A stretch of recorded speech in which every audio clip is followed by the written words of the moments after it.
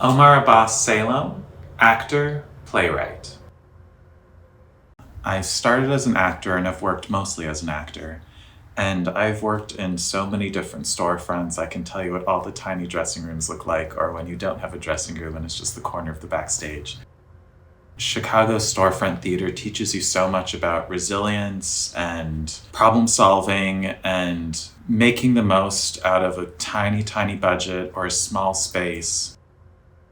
When the pandemic happened and all the theaters were shut down, that allowed me to try playwriting. I found that having worked as an actor in Chicago storefronts enabled me to create stories that I think could fit into any space and weren't impossible to imagine or produce, which I think makes them that much more tangible.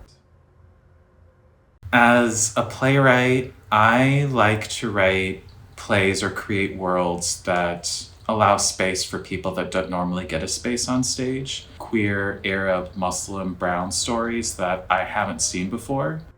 I also want to build a world where things that right now feel impossible to me or right now feel impossible to my community aren't that impossible.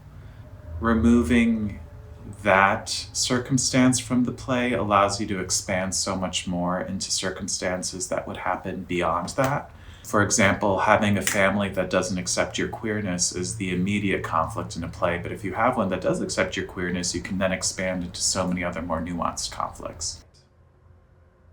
I like to imagine a world that I didn't have, that other people might have, and I think that naming those things and hopefully showing people those things just make it easier for those things to be.